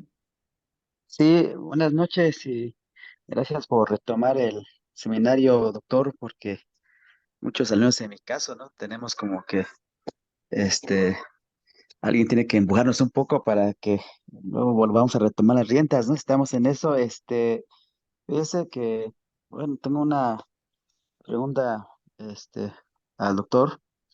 Eh, lo digo porque yo, al menos en el contexto de mi trabajo, que tiene que ver con la abogacía, este, se utiliza mucho el concepto de la interculturalidad jurídica, ¿no? Legal. Este, en este caso hablamos del pluralismo jurídico, por ejemplo, y, y, y bueno, y qué importancia tiene de que nosotros planteemos, de qué nos sirve a nosotros como juristas, por ejemplo, sentar las bases para construir nuevas normas de derecho, ¿no? Basada en la lengua, por ejemplo. ¿Qué importancia tiene o qué repercusiones tendría? Bueno, a nosotros, al menos en el caso de los abogados, cuando nosotros hablamos de la interculturalidad jurídica eh, o pluralismo jurídico en la práctica, pues nos vemos enfrentados tanto a un marco normativo, llámese Tratado Internacional de Derechos Humanos, Constitución, etcétera, que por supuesto, ¿no? No reflejan, no coinciden con lo que nosotros planteamos como derecho, como normas. Y también nos enfrentamos a los tribunales de los estados, donde nos dicen, ¿sabes qué? Pues será muy tu derecho, pero pues aquí tenemos algo que se llama derecho positivo, legislado, y, pues lo siento, ¿no? Y bueno, esas no son las dificultades que nosotros hemos encontrado, por un lado. Y también yo entiendo que cuando se habla de la interculturalidad filosófica, pues igual nos estamos metiendo en varios campos, ¿no? Desde, por supuesto, desde el punto de vista filosófico de los pueblos originarios, pues nos estamos metiendo en conceptos como del ser, de la ética, valores, la moral, etcétera. Y también, por supuesto, en un momento dado, esta misma filosofía también tendría que manifestarse en los contextos sociales, ¿no? En los contextos de los movimientos sociales, de la lucha, etcétera. Y la pregunta concreta es que eh, el doctor, eh, ¿en qué, Osiris, perdón? Isi- Osiris, ajá. Osiris, el doctor Osiris, o el doctor Osiris González, ¿en qué otros contextos tiene contemplado lograr algún efecto o, o algunas discusiones, ya sea desde cualquier elemento que tú consideras como propia de la propuesta de la interculturalidad filosófica, aparte de los que yo acabo de mencionar? ¿Qué otros contextos? Yo lo digo porque al momento de reconstruir también lo que estoy haciendo con la asesoría del doctor Juan Carlos sobre la filosofía sobre la filosofía triqui, basándome fundamentalmente en, en la lengua, por ejemplo. Pues yo hasta el momento, pues, yo encuentro o trato de problematizar algunas cuestiones, ¿no? Con las propias comunidades, pero obviamente también ahí nos encontramos también con la dificultad que tú mismo planteas, ¿no? Sobre la cuestión de la traducción, pero no, yo nada más quisiera, y también para que me sirva como soporte en mi investigación, es que en qué otros contextos estaríamos como que sentando ahí las discusiones de lo que tú llamas el paradigma de la interculturalidad filosófica. Muchas gracias, doctor Osiris. Sí, Epifanio, muchas gracias por la pregunta. Ahorita también podría contestar también a Lilian y a Ignacio. Primero, tú tocas un tema muy importante que es el del pluralismo jurídico y muchas veces lo desligamos del pluralismo ontológico. Entonces, me parece que justamente cuando hablamos de pluralismo ontológico, que es algo que pues no a mucha gente le interesa, mucha gente fuera de la filosofía, ¿no? Ay, ¿eso con qué se come? Me parece que precisamente el pluralismo ontológico no es una cuestión solamente teórica o abstracta, sino que precisamente su principal aplicación está en el pluralismo jurídico. El tema es que si hablamos de pluralismo jurídico sin tomar en cuenta el pluralismo ontológico, algo nos está faltando.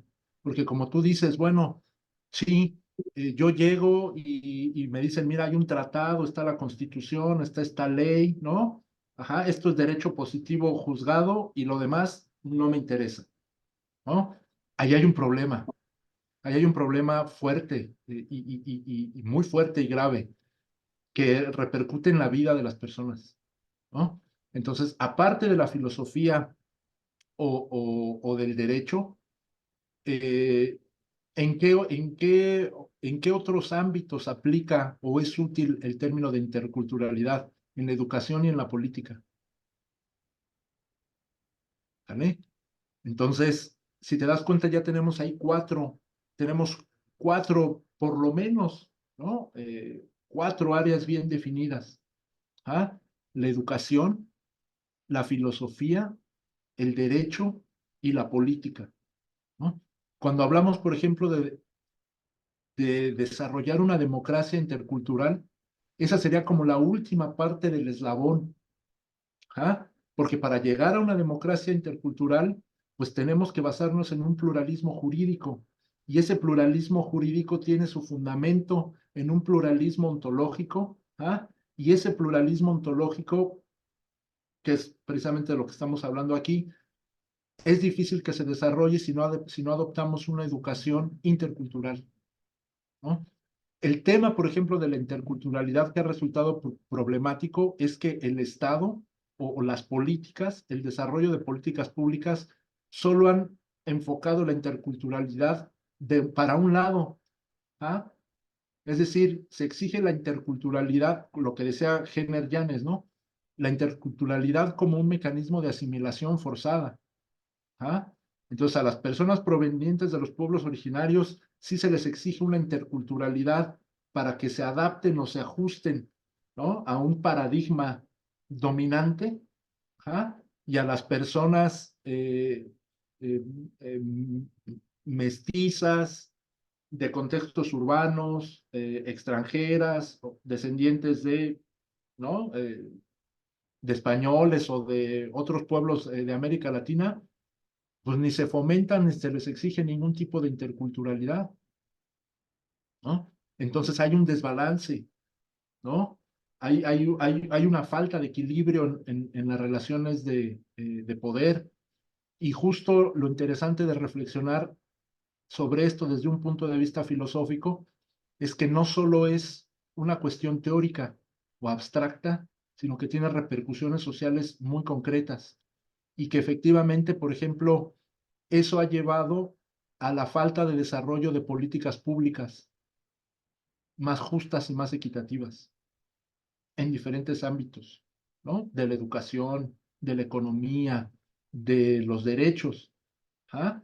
Porque pues efectivamente en el mundo jurídico mira, pues la Constitución, este es el criterio de verdad, este es el criterio de autoridad.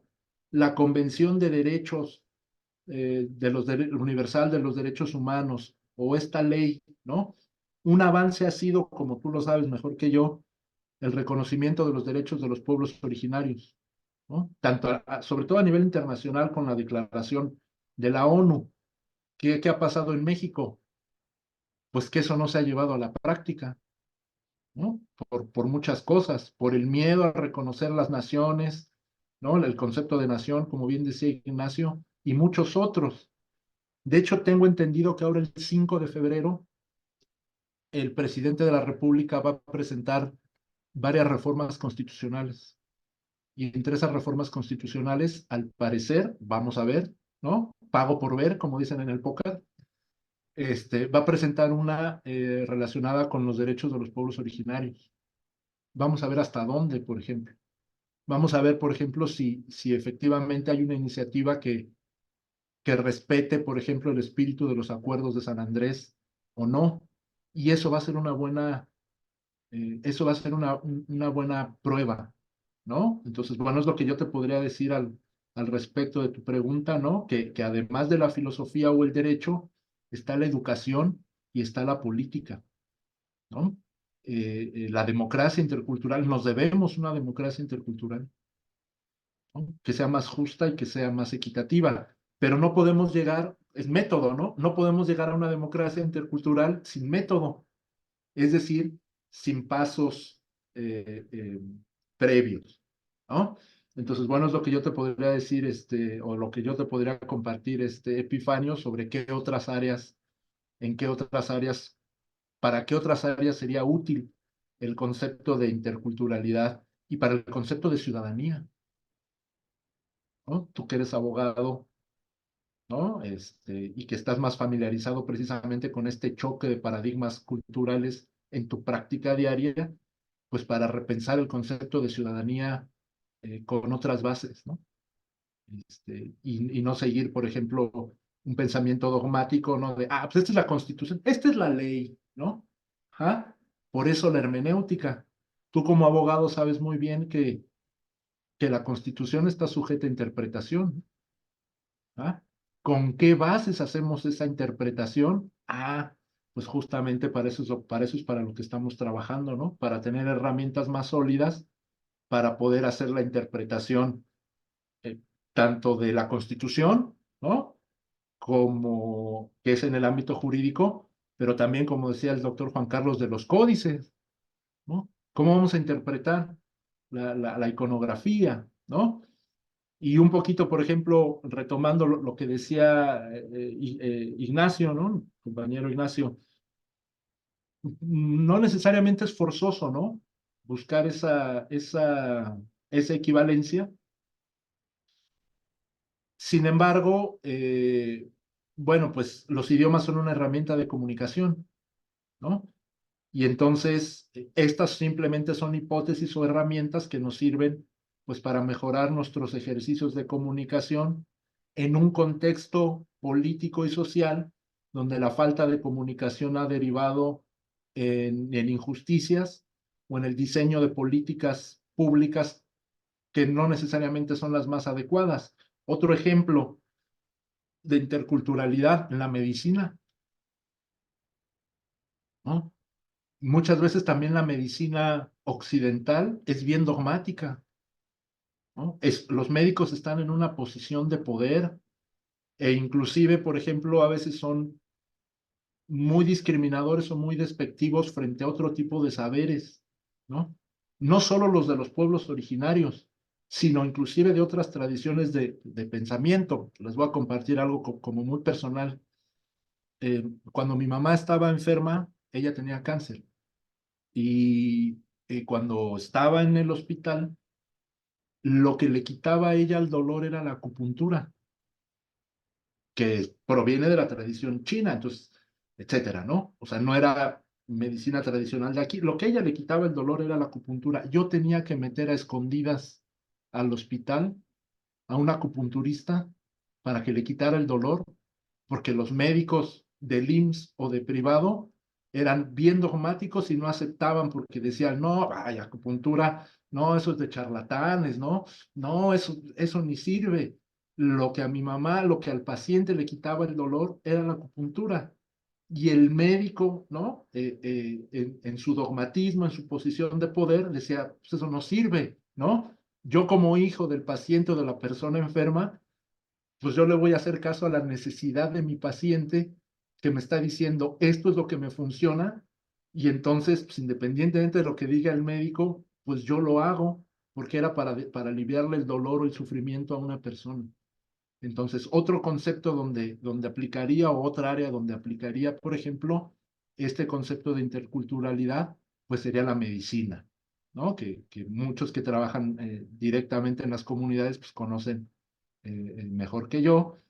Y en ese sentido, por ejemplo, el desarrollo, la implementación de clínicas interculturales, pues es también otro pendiente, ¿no? Este, que, que nos debemos. Y bueno, aquí en este trabajo, pues no abordé la cuestión de la iconografía, ¿no? Porque, híjole, ya es método, ¿no? Son pasos, ¿no? Estoy de acuerdo en las observaciones que hizo el doctor Juan Carlos, una arqueología para atrás, ¿no? Una filología, irnos a las protolenguas. Coincido, ¿no? En los símbolos se condensa, ¿no? Con base a mis alcances y a mi trabajo, pues es un poquito antes de volar o antes de correr, pues primero empiezo a gatear o a caminar, ¿no? Pero sin duda, esa es esa es la ruta eh, que, que, que como método, bueno, con el tiempo habría que seguir, ¿no? Es un proceso también de formación, ¿no? Conozco muy pocos o casi nadie, por ejemplo, de los investigadores que trabajan códices, por ejemplo, que sea capaz de hacer un estudio comparativo, por ejemplo, entre los códices New Savvy y los códices náhuatl, ¿no? O sea, es un proceso de educación, de ir formando, ¿no? A las personas. A lo mejor nos toca a nosotros, a lo mejor no. A lo mejor precisamente nuestra tarea es sentar las bases metodológicas pues, para que los que vienen, ¿no? Los más jóvenes, pues puedan realizar ese trabajo ya con bases más sólidas. Sí, muchísimas gracias, doctor Osiris. No sé si alguien más quiera dar su... Adelante, por favor, doctor Raúl, creo que levantaste la mano, ¿no? Adelante, por favor. Sí, muchas gracias. Pues felicitar también a Osiris por ese interesante trabajo que nos está presentando. Yo quería comentar, bueno, comento algo sobre lo que se estaba diciendo sobre las traducciones, transferencias, adaptaciones o equivalencias.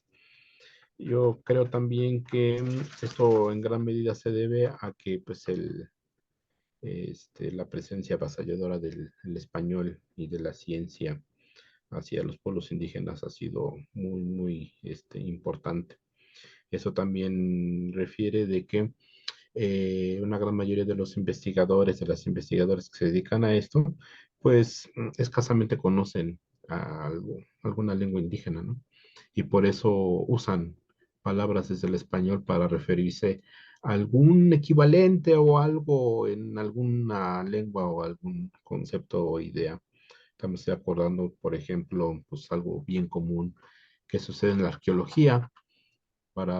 Se utiliza la palabra pirámide para referirse a los zacuales, en este caso en náhuatl, ¿no? O sea, si uno va a algún pueblo, una comunidad y pregunta sobre los asentamientos antiguos o las casas viejas o los edificios de la gente de antes, dice, pues un zacual, una palabra que se utiliza y que se conoce hasta la fecha y que ahorita me estoy acordando que está documentada en Bernal Sagún y en algunos otros mapas como Izacualtonatio o Izacual Mestli, que son lo que se llaman como la pirámide del Sol y la pirámide de la Luna.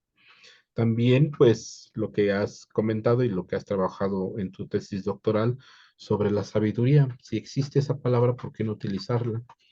En lugar de estar constantemente, bueno, es lo que yo puedo pensar, utilizando esta palabra en el español para referirse a las lenguas o al pensamiento de las lenguas indígenas como pues, la sabiduría, es Tlamatilistli. Yo creo que si se fomenta el uso de las lenguas en estos temas y en estos trabajos para hacer hincapié de que existen muchas palabras que hacen referencia a los conceptos en español, más o menos hacen equivalencia como también mencionas. Em, También se utilizan palabras en español pensando que no hay palabras, regresando a palabras en las lenguas originarias. Yo alguna vez hice un ejercicio sobre los sabios y me puse a investigar aparte del náhuatl, los ñañús, los tutunacús, los ñusabi, y pues resulta que pues, cada cultura tiene su palabra para definir a los sabios, ¿no? Y en la literatura antropológica, de la etnografía, este tipo de literatura que es muy común utilizarla, pues se refieren a los chamanes. Todos son chamanes, sí. sí, todos son chamanes, o si no, médicos tradicionales, y Ajá. en menor, ya así como no queriendo, pues ya así como, médicos tradicionales, y hay otra palabra que ahorita no me acuerdo que me da mucha risa también, o sea, como para no querer como discriminar, utilizan estas, y también otras palabras discriminatorias como brujos y hechiceros, que aún se siguen ocupando en la literatura académica. O sea, yo creo que lo que presentas pues, es como muy interesante y muy importante. Y también hablar sobre interculturalidad. Yo he estado pensando desde hace ya algún rato que los pueblos indígenas son interculturales y a los interculturales se les enseña esta interculturalidad. Y precisamente donde se asientan las universidades de ese tipo, pues son regiones indígenas. ¿Por qué no hacer una universidad o un diseño de ese tipo en las ciudades o en los centros urbanos, que ahí sí les hace mucha falta? O sea, los interculturales les enseñan interculturalidad. O sea, eso como que yo no entiendo mucho sobre eso. Pero sobre esas lógicas que Ujú, ujú.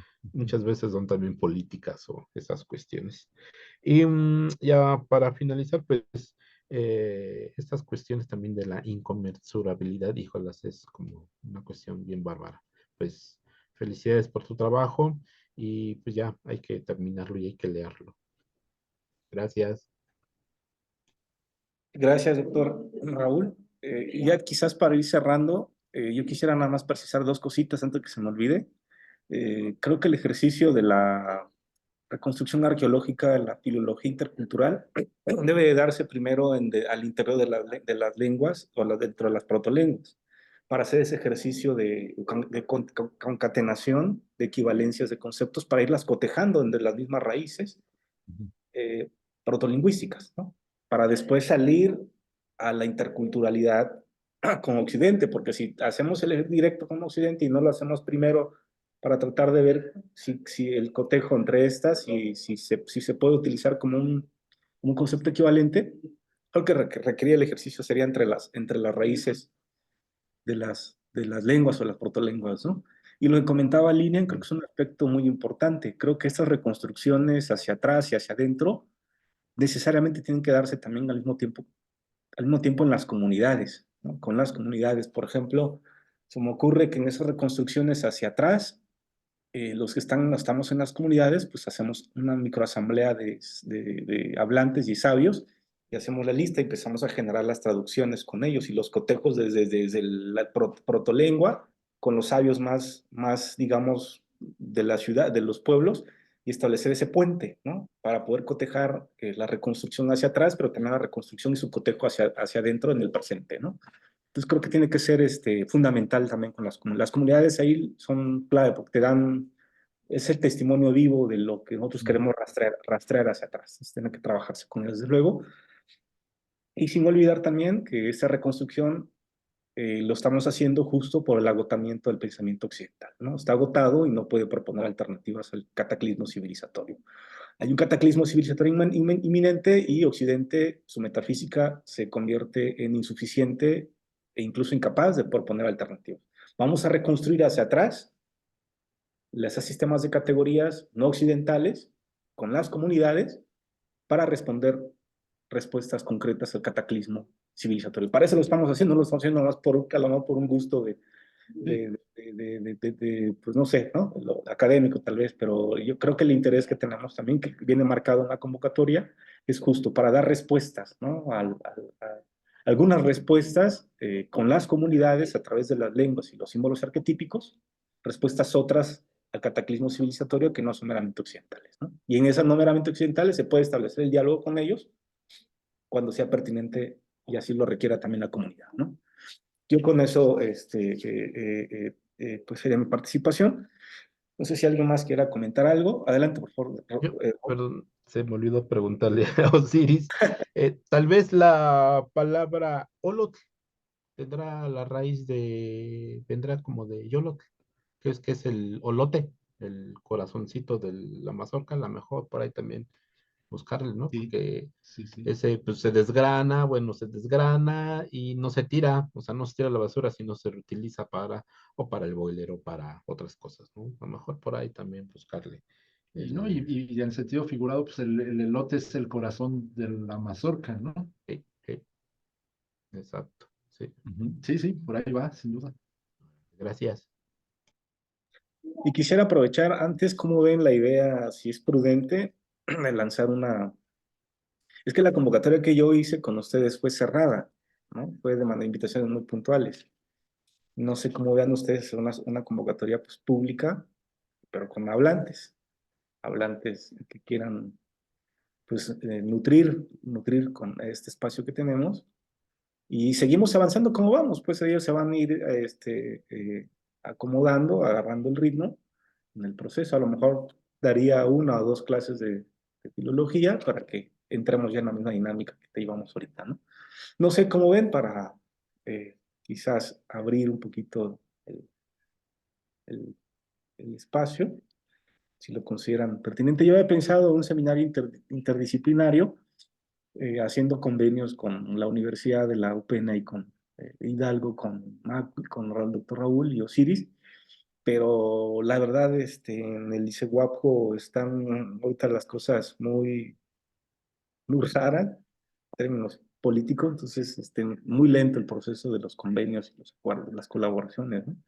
Yo digo que para que no nos atemos a estas cuestiones de institucionalidad, que la firma, que lo firma ya, que la gestión, digo que mejor lo lanzamos así, si ustedes quieren, lo lanzamos como lo hemos lanzado, con un seminario interdisciplinario y pues seleccionar o convocar a la gente que esté interesada. No sé cómo ven ustedes. Como... Adelante, por favor, Sofía, Vera. Perdón, Guadalupe, ¿no? Su micrófono, creo, doctora. Ah, hola, ¿sí Sí, me escuchan? sí, ahora sí Estoy ya. muy enferma, estoy en cama, la gripa me tumbó, pero aquí estoy escuchándolos y bueno, finalmente comentarles que Osiris, te felicito, me parece que es la introducción a todo nuestro trabajo que vamos a concatenar para que podamos tener un amplio panorama de las cosas y luego ya en lo particular las categorías que cada uno vaya trabajando. Entonces, pues yo sigo avanzando, me apena no poder, ya evidenciar mi trabajo, pero ahí estoy, no lo he abandonado. Y esta idea que tienes, doctor, de ampliarlo, pues me parece genial. Y a lo mejor ya los que faltemos por exponer, pues te mandamos el trabajo y nos haces correcciones para que efectivamente a ver si ya se puede, como agrupar, ¿no? Ya tú le des como que el toque final y ya presentemos un, este, un producto ya, si no es de tantísimas hojas como lo habíamos pensado en un principio, bueno, sí, por lo menos las ideas que se acercan a lo que realmente queremos trabajar. Entonces, pues yo estoy en la mejor disposición, yo apoyo las decisiones de ese grupo y pues sigo avanzándole, ¿no? Te felicito, dice a todos por estar. Aquí estoy en lo lejos y en cama, pero escuchándolos y siguiendo esta discusión tan interesante de la filología, de las palabras que están buscando, ¿no? Abrazos a todos. Sí, gracias, Guadalupe. Y No sé si puedo... que te mejores mucho, es lo primero, la salud. Y bueno, a pesar de la adversidad, pues es un gusto que nos estés acompañando, ¿no? En este momento. Y también yo apoyo la posición del doctor Juan Carlos. Se puede hacer una convocatoria abierta. Hay mucha gente, por ejemplo, que también está trabajando literatura, ¿no? En diversos idiomas originarios. Entonces, pues no sé, por ejemplo, estaba pensando en ellos, ¿no? En muchos de ellos, que en ese sentido, pues la literatura es un seminario también interdisciplinario, transdisciplinario, ¿no? Si bien no son lo mismo, pues la literatura y la filosofía tampoco son tan lejanas, ¿no? Entonces, pues se les puede eso, ¿no? Extender la invitación, ¿no? Igual eso pues ya podríamos ahí ponernos de acuerdo y trabajar y colaborar, ¿no? Y quién de todas estas personas, de todos estos escritores, pues le gustaría, ¿no? Involucrarse. Y también debe de haber personas en lingüística, ¿no? En lingüística y en algunas otras áreas de investigación. Podemos preguntar también ahí sobre todo con los chicos, ahí con los estudiantes también en Chapingo, ¿no? Que hay una fuerte presencia de estudiantes de diversas comunidades, ¿no? Que estén interesados. Y también, pues les comparto, hay la posibilidad el doctor Juan Carlos estuvo en noviembre en un programa de Sapere Aude, y la invitación también está abierta para todos los miembros del seminario, conocidos de ustedes que estén interesados o que les gustaría también presentar su trabajo, sus avances de investigación, tanto en el seminario como en espacios más, ¿no? este, públicos o abiertos, pues también ahí hay la posibilidad, afortunadamente hay buena voluntad, y bueno, pues eso sería lo que yo podría compartir, ¿no? Que sería buena idea extenderles la invitación, y yo estoy pensando principalmente, pero no únicamente, pues en todos los colegas que hacen literatura, ¿no? Que escriben en idiomas originarios, que son bastantes, por cierto. Sí, Ya vemos si ellos quieren o no, pero pues, uno les los hace invita, ¿no? No sé si puedo compartir un ratito la pantalla, no que le damos la palabra a Ignacio. Gracias. Voy a compartir nomás la convocatoria que tengo, que hice cuando nos reunimos nosotros. Hace un año y medio, creo, ¿no? Y pues es esto, ¿no? Para que le echen un ojo. Sería cuestión de revisarlo, mandarle en Word en el grupo para que lo revisen, le echemos pues mano, lo trabajemos. Y pues fíjense, aquí habla lingüístico y fonológico, ¿no? Semántico y filosófico. Entonces estamos ahora a articular estas dos, ¿no? Y creo que sin, sin darnos mucha cuenta, pues hablamos de hermenéutica de Colón y hermenéutica analógica icónica, ¿no? Ah, mira. Y la idea de Dussel, ¿no? Método de interpretación hermenéutica es filosófico. El texto o relato puede ser mítico, poético, no filosófico, pero el resultado de la interpretación es hermenéuticamente una obra filosófica, ¿no? La metodología. Podemos ver otra más ahí, ¿no? Vamos a trabajarlo. La justificación, pues lo comentamos hace rato, ¿no? La crisis ambiental. Convocamos por eso, la insuficiencia de Occidente por poder responder. Y aquí cito a Hubermutigua, cito a Ignacio. Y aquí me baso mucho en la lengua, ¿no? Entonces, pues se los puedo enviar si quieren en el grupo, en el Word, para que lo trabajemos y vayamos viendo cómo entrarle, ¿no? Que eso sería dirigido a las y los intelectuales hablantes de las lenguas indígenas, ¿no? Como originarias. Adelante, por favor, Ignacio. Sí, Juan Carlos, pues me parece bien la idea de abrir de abrir el abanico, digamos, hacia otras disciplinas o a otros profesionistas, porque se me olvidó el nombre de un filósofo que dijo que la filosofía es tierra de nadie, ¿no? Es decir, que finalmente eh, la filosofía tiene un propio método de investigación y de su propia heurística, diríamos. Entonces pues creo que sí está bien, porque la filosofía no se encasilla, sino es abierta, ¿no? Y desde la filosofía misma, cualquier objeto de estudio, cualquier disciplina, pues es objeto de reflexión. Entonces, me parece muy bien que así tendremos un panorama mucho más abierto, que de hecho, pues sí, la filosofía es tierra de nadie, y trabajándola con método, desde el método filosófico, pues creo que nos vamos a aprender mucho de todos, ¿no? Entre todos. Me parece buena la idea. Es todo. Pues, muchísimas gracias, Ignacio. Pues si les parece, voy a buscar el documento en Word, lo subo en el grupo, o subo a una liga de Drive para que ustedes también puedan ahí agregar, mejorar, sugerir, para cómo dejar el documento pues ya refinado. Les mando una liga de Word en línea para que lo trabajen, agreguen ahí y cuando ya lo decidan, decidamos nosotros, lo lanzamos para convocar, ¿no? Y ya vemos pues cómo lo hacemos para incluirlos, ¿no? Para trabajar con ellos, ¿no? Pues seguiríamos el mismo proceso, con ellos a lo mejor repetiríamos unos 2 cursos básicos de trabajo de la lengua y retomamos la misma actividad, hasta que vayamos avanzando con la mejora de los textos, ¿no? Una observación rápida, doctor, así a bote pronto, por ejemplo, aquí donde dice seminario para la reconstrucción, ajá, precolonial, colonial, contemporánea, ¿no?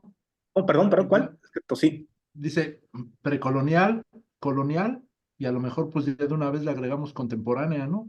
Sí, de acuerdo. Para justo, ¿no? Yo voy a subir el documento en editable para que ustedes lo agreguen y vamos mejorando el documento. Y cuando ustedes ya den el visto bueno para su lanzamiento, pues ya. Y a los que quieran que pongamos los logos de sus universidades, si no les implica ningún problema, pues podemos ponerlo sin autorización, sin convenio, sin acuerdo, pero si les genera problemas, pues como ustedes vean, podemos poner el de la Michoacana, los logos que ustedes quieran, y pues con el permiso de palabra nomás de ellos, que nos den chance, ¿no? Si así ustedes lo consideran, lo incluimos, ¿no? Sin problema, doc. Va. Va. Pues, ¿cómo quedaríamos? ¿Nos vemos, trabajamos la convocatoria para lanzarla o nos vemos nuevamente para exponer y de ahí definir la fecha de lanzamiento de la convocatoria? ¿Qué sugieren ustedes?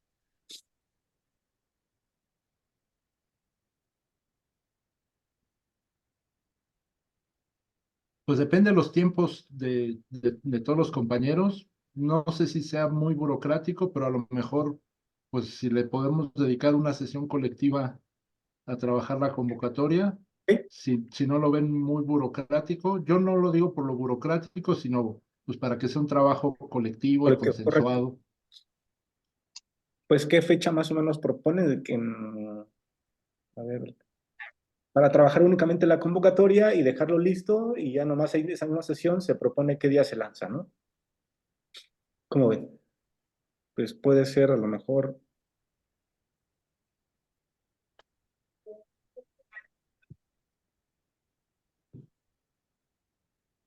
miércoles 14 de febrero, día de San Valentín. El día de San Valentín. Día del amor y la amistad. Ándale, bueno, Pues puede ser el 14 o el 21, como quieran, o el 7, como quieran ustedes. yo el 7 no voy a poder, Ok. pero o el 21, como ustedes vean, cómo ven, o mucho tiempo, o cualquier otro día, así pues, pues nos conectaríamos lo mismo que estamos acá, podría ser lunes a la miércoles, podría ser a lo mejor un jueves, jueves 8, o lunes 4, lunes 5, Y el 14 de febrero está bien. ¿sí? Sí. Para que lleguen pocos, ¿no? Sí. Pues si quieren lo dejamos para el miércoles 14 de febrero a la misma hora, a las 7. Y ya trabajamos el documento y definimos la fecha para lanzarlo. Y si tienen ustedes la aprobación de los logos, pues nada, los incluimos, ¿no? Yo mañana mismo pregunto. Sí. Yo creo que no va a haber ningún problema, pero pues, más Pues vale yo pienso que también, ¿no? Pero me queda mejor preguntarle, porque digan, no, que está haciendo nuestro logo ahí, si no tenemos ningún convenio, ningún acuerdo. No creo, con mi caso no creo, pero pues, nada más le aviso. Preguntarle. Yo estaba también que escribí un oficio, estoy escribiendo un oficio para lo del coloquio, doctor Juan Carlos. Entonces, pues ahí aprovecho para 2 pájaros de un tiro. Sí, me parece bien. Entonces lo Muy bien. agendo miércoles 14 de febrero a la misma hora, ¿no? Sí. Y ya trabajamos la 7. convocatoria. Sí, Sí, me parece bien. sí, de acuerdo. Está bien. Pues sí, ya, pues sería todo, compañeros, compañeras. Pues que tengan un Gracias. Muchas gracias. descanso y estamos. Buenas noches. Y buenas Buenas noches. noches. Igual, abrazos para todos. Y gracias, Nos igualmente. vemos Cuídate, el Día del igualmente. Amor. Descansen. Recupere pronto. Gracias, Juan Carlos. Sí, sí. Muchas gracias a todos el 14. Nos vemos. Cuídense.